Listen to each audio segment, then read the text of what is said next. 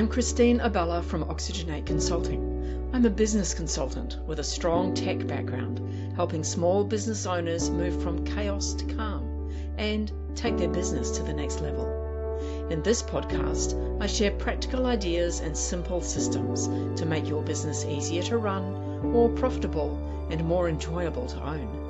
Some of the content is created with the help of AI tools, but the voice you're hearing right now is mine, and everything is grounded in real-world experience. If you'd like to learn more, get in touch, or download free notes and resources, head over to gobeyondbusy.com.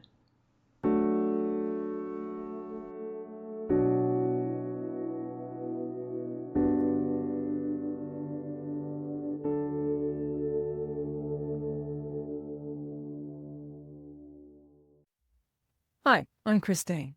Just a quick note about today's episode. What you're about to hear doesn't actually cover the way I build websites. Let me explain. There are basically 3 ways to build a website today: from code, self-hosted, or hosted. Back when I started building web pages and later websites in the 1990s, the only way to build them was from scratch. I had to use HTML and other quite technical tools to create a very basic web page. These days, websites built from code like this are really only used by those with very technical requirements. The main problem is that you need a coder to change them, which is not going to suit most small business owners.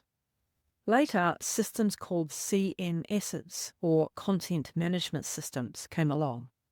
With a CMS, there's a much easier to use interface, or a place where you can log in and make changes to your site yourself. One of the CMSs I started using in the early 2000s was called CuteCart, and I still have some clients running these sites today. A couple of years later, I moved to using WordPress, and that is still the platform I prefer today. As of December 2024, around a quarter of the top 1 million websites use WordPress, so it's very popular. It's also not too difficult to find someone to help you with it if you need help. With a self-hosted website, you have the code and everything else on hosting that you own. So you are in control of what is and what is not allowed to be on the site. You can also, if you want to, get access to the code, so you or a friendly coder that you know can make changes to the technical part of the site. But with a hosted CMS, you pay a company like Wix or Squarespace a monthly fee, and they provide you with a website on their hosting.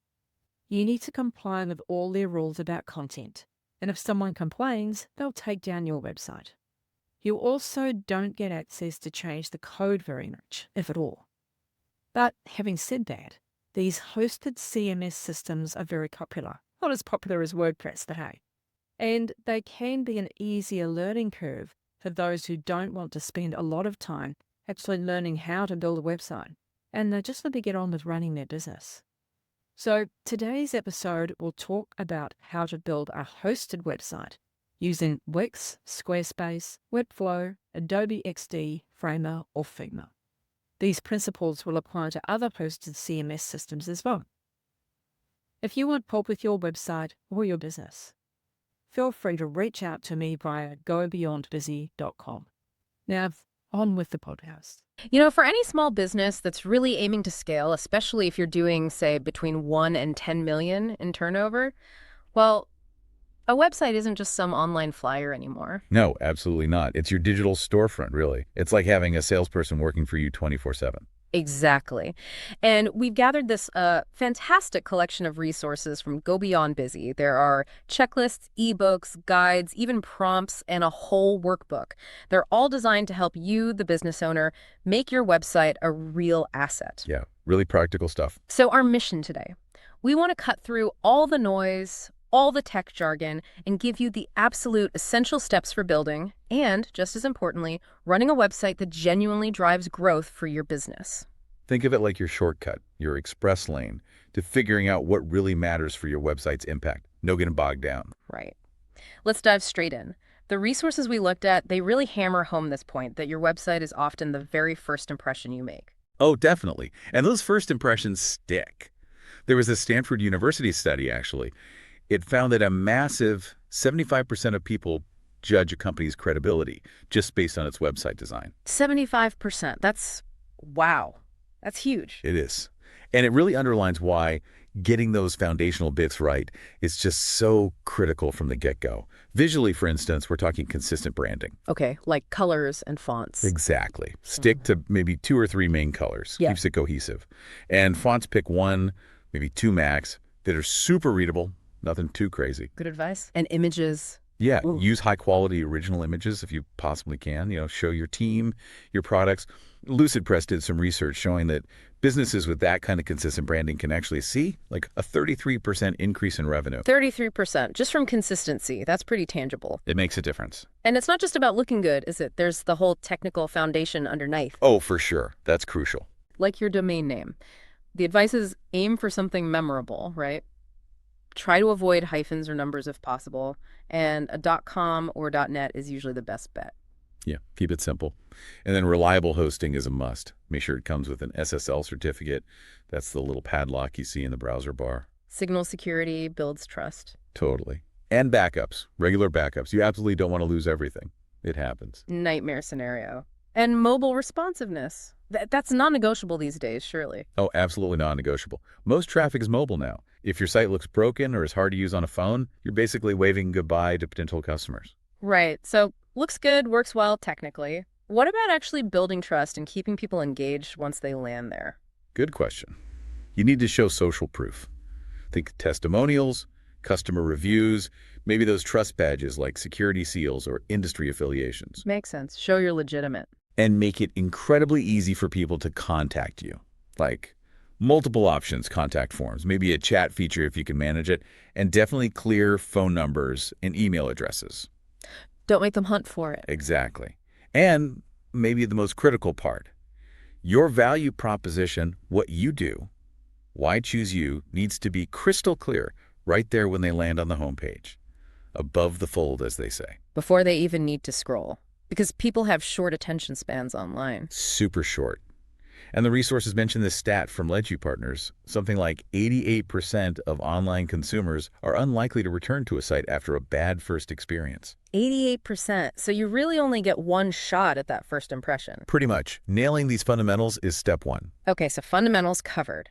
Now, how do you actually build the thing? The materials explore different website builders, right? Yeah, and this is an area where things have gotten way more accessible, thankfully. We've got these visual sort of drag and drop builders. Squarespace is a common example. Lets you design without needing code. That sounds appealing for non-techie people. Definitely. And then there are even AI-powered tools now, like Wix ADI or Hosting Your AI. You basically tell them about your business, and they generate a starting website for you. Wow, AI building websites. That's almost sounds too easy. Is it any good? It can be a really good starting point, Yeah. especially if you need something fast. But the resources compare some popular options more generally. Wix, for example, often gets recommended for creative businesses needing flexibility. Starts around $17 a month. Okay. Squarespace is great if visual impact is really key for your brand. That starts around $16 monthly.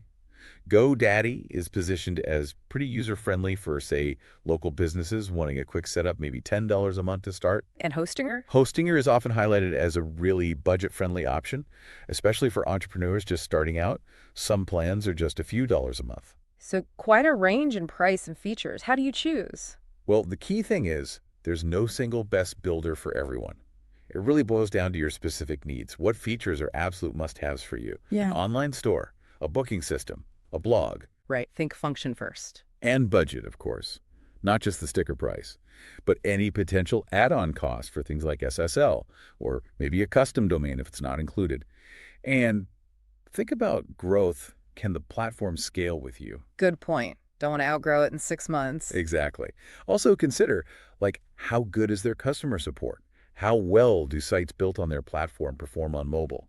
Can it integrate easily with other tools you use, like email marketing or CRM? Lots to weigh up. The Go Beyond Dizzy stuff even gives the sample timeline, which seems helpful. Yeah, it breaks it down. Suggests maybe 1-2 days for planning, 1-3 days for the actual setup on the platform, maybe 3-7 days for getting your content together, and then a crucial 2-3 days for testing before you hit publish. And they recommend using free trials. Oh, absolutely. Best way to get a feel for a couple of platforms, like test driving a car before you buy it. See if it feels right for you. Makes perfect sense. Okay, so you've picked your builder. Now, designing it, making it reflect your brand. This is where the personality comes in. It It's more than just sticking your logo on a template. It's about carefully choosing those brand colors. They evoke emotions, Mm-hmm. and picking fonts that match your brand's voice. Are you sophisticated, modern, approachable? The font choice says a lot.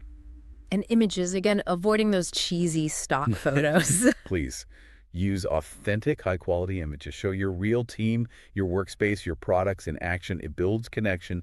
Avoid the generic stuff everyone's seen. And consistency is key here too, isn't it? That's where a style guide comes in. Exactly. A brand style guide is super valuable. It just lays out, here are exact color codes, here's how the logo must be used, maybe even guidelines for button styles or spacing. It ensures everyone stays on the same page. Keeps it looking professional across the board. The guides also mention interactive elements, like animations. Yeah, subtle things, hover effects, maybe slight animations as you scroll. They can add a nice layer of engagement, make the site feel more dynamic, but don't overdo it. All right, keep it tasteful. And obviously, making sure it works on all devices, responsive design. Crucial. Test it on desktops, tablets, different phones. It has to provide a seamless experience everywhere. And think about visual hierarchy, guiding the eye to the most important information. Using white space effectively helps with that too. It's not just empty space, it helps readability. Exactly. And they briefly touch on accessibility, which is important. Things like good color contrast so text is easy to read. And adding alt text descriptions to images for people using screen readers. So design isn't just about looking pretty, it's about usability and perception. Totally. It directly impacts how easily people find what they need and how professional they think you are. So we've got the design. What actually needs to go on the website? What are the essential pages or elements? Well, the resources highlight a few must-haves. Your homepage, obviously. Right. That main hero section needs to instantly tell people what you offer. Apparently, a clear value proposition right there boosts conversions significantly. Makes sense. Hook them immediately. Then, the About page. This is your chance to tell your story, build that trust, connect on a human level. They even say including genuine team photos helps studies show personal elements can really lift engagement. Yeah, people connect with people, especially important for small businesses. And then, obviously, pages for your products or services. The key here is to focus on the customer. Explain the benefits clearly, use great visuals, make pricing easy to understand, and tell them exactly what the next step is, how to buy or get in touch. Clear call to action. Definitely. And don't forget a blog or maybe a resources section. This is brilliant for showing your expertise, building authority, and driving traffic to your site through useful content. Websites with blogs tend to get way more leads. Establishes you as a thought leader. Solid advice. It's really about making the website work for you. Beyond the pages, there are other crucial bits: robust security, like that SSL certificate we mentioned, and those regular backups. Can't stress backups enough. And setting up website analytics. Google Analytics is the standard, so you can actually understand what visitors are doing on your site, where are they clicking, how long do they stay. Data is gold. You need to know what's working. Ensuring accessibility, too. Yeah. And thoroughly testing everything before launch or major changes. Plus, committing to regular maintenance. It's not a set it and forget it thing. No way. The guides suggest a pretty practical approach. Maybe focus on getting your core pages built in week 1, then dedicate week 2 to sorting out security, setting up tracking, and doing really thorough testing. Breaks it down into manageable chunks. Okay, so the site's built, content's in, ready to launch. What's the pre-launch drill? Preparation here is absolutely critical. Remember that stat about 5 first experiences? You want launch day to be smooth. So that pre-launch checklist is vital. What's on it? Testing every single link. Testing every contact form, make sure submissions actually arrive. Checking how it looks and works on different phones and tablets. Proofreading all the content one last time. Typos look unprofessional. Gotta catch those typos. If you're selling online, triple check the payment process works flawlessly. And test your site's loading speed. Aim for under 3 seconds if you can. Tools like Google PageSpeed Insights are great for this. Okay, speed matters. Anything else crucial before hitting the button? Make absolutely sure that SSL certificate is installed and working. That padlock needs to be there. And consider a soft launch. Maybe show it to a small group first to catch any last-minute bugs. Good idea, like a final beta test. And critically, get your analytics tracking code installed before you go live.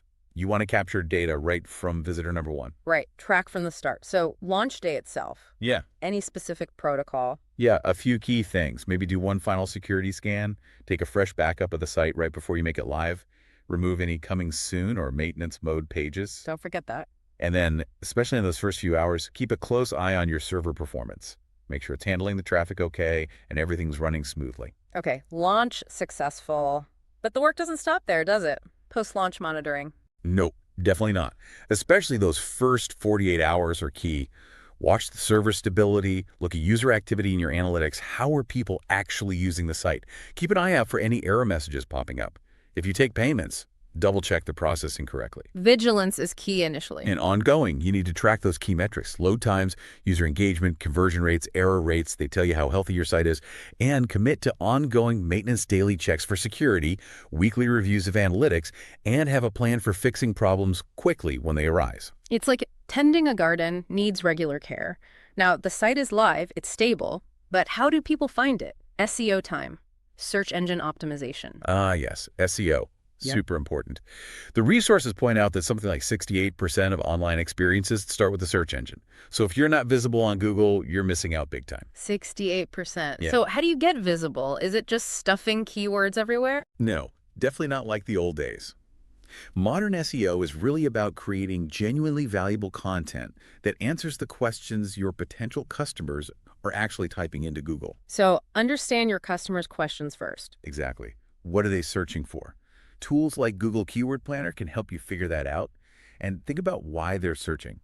Are they just looking for info, or are they ready to buy?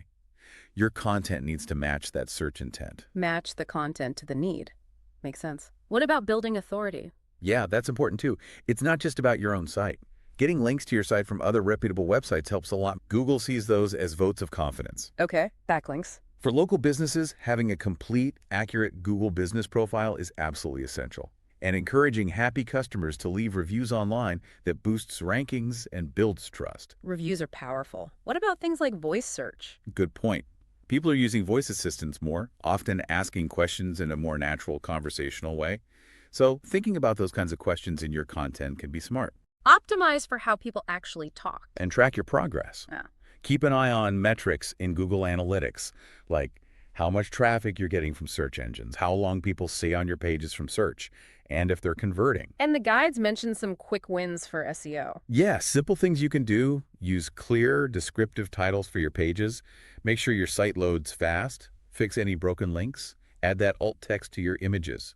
Submit a sitemap to Google. Basic housekeeping, but it helps. Okay, so SEO is an ongoing process too. You've got the site live, optimized, but you can't just let it sit there, right? It needs to stay fresh. Exactly. It needs to feel alive. The resources mention data showing that sites updated regularly see much higher engagement. Think of it as a living part of your business. So how often should you update? Maybe schedule quarterly content reviews. Look at your analytics, what's popular, what's outdated. Create a rhythm for publishing new stuff that makes sense for your business and audience. Find a sustainable pace. And repurpose content. Turn a blog post into social media snippets or a short video. Encourage user-generated content too. Customer reviews, photos, stories. That adds real authenticity. Let your customers contribute. Smart. And always be ready to tweak things based on how people are actually using the site. Let the analytics guide you. The Go Beyond Busy stuff had a monthly checklist for this too, didn't it? Yeah, a handy reminder. Things like updating time-sensitive info, checking forms and links are still working, quick security check, compressing new images, reviewing customer feedback. Just regular upkeep. Anything else to keep it engaging? You could add interactive elements, maybe a calculator relevant to your industry, or quizzes. Personalizing the experience where possible can make a big difference too. But always measure against your business goals. Don't just add features for the sake of it. Measure what matters. Got it. Got it. So, looking even further ahead, how do you future-proof this digital asset? It's about seeing the website as this dynamic engine for growth, not just a static thing. How can you integrate it better with your other tools? Your CRM, your email marketing, your social media? Make everything work together. Create a connected ecosystem. Exactly. Keep using those analytics to find opportunities for improvement. And be thoughtful about adding new digital tools as your business grows. Don't just jump on every new trend. Choose tools strategically. What about emerging trends? AI, virtual reality. The resources touch on that. Things like AI chatbots for customer service, or personalized recommendations based on user behavior. Maybe even immersive tech like virtual showrooms eventually. Sustainability in digital is also becoming more of a focus. Interesting stuff on the horizon. But critically, even with automation and AI, you need to maintain that human touch. Don't lose sight of the customer relationship. And regularly review your whole digital strategy to stay agile. Constant evolution. Now, bringing this all back to the listener, that small business owner, maybe doing 1 to 10 million in turnover, based on all this fantastic practical advice from Go Beyond Busy, it really seems like working with a business consultant who gets technology could be incredibly valuable. Oh, absolutely. Someone like Christine Abela from the Go Beyond Busy podcast you mentioned, what's great about someone like her is that she bridges that gap between tech, which can feel daunting, and the actual day-to-day of growing a business. Right, she speaks business language, not just tech jargon. Exactly. She has this knack for explaining digital tools and strategies in a really clear, non-technical way, helping you simplify things, use tech smartly to scale. Plus, that strong business network she has is a huge asset, too. Yeah, I can see how that would help. So a consultant with that kind of tech-savvy business focus could really give you tailored advice on your website strategy, help you pick the right tools, get your SEO right. And ultimately save you a ton of time and probably help you get much better results than trying to figure it all out alone. It's about having that experienced partner who understands both the tech and your business goals. It really drives home the point that the right support can make all the difference. Definitely. Strategic guidance is key. So just to wrap things up, we've really gone deep today into what it takes to build and, crucially, maintain a successful website for your small business, leaning heavily on these brilliant resources from Go Beyond Busy. And the big takeaway is clear. A website that's well-planned, well-built, and consistently cared for isn't just nice to have, it's absolutely fundamental for growth today. We covered everything from getting those foundations right, the design, the tech, through choosing your platform, designing for your brand. Adding the essential content, launching successfully, and then that vital ongoing work. Monitoring, SEO, keeping it fresh, and thinking about the future. It all connects. And we strongly encourage you, if this resonates, head over to gobeyondbusy.com. You can find detailed show notes for this deep dive, plus links to download all those fantastic free resources we mentioned. The checklists, ebooks, guides, prompts, the tool stack, the workbook. It's a real gold mine of practical advice. And you can connect with Christine Abela and her team there, too, if you're looking for that kind of expert guidance we talked about. Absolutely worth checking out. It's a great chance to take what we've discussed and get started with real tools and support. Couldn't agree more. Put it into action. So, as you think about everything we've unpacked today, here's a final thought to leave you with. Considering all these different pieces, what's the one immediate change you could make to your website starting today that you think would have the biggest positive impact on your business goals? Mull that over. That's your first step. Thanks for joining us for this deep dive.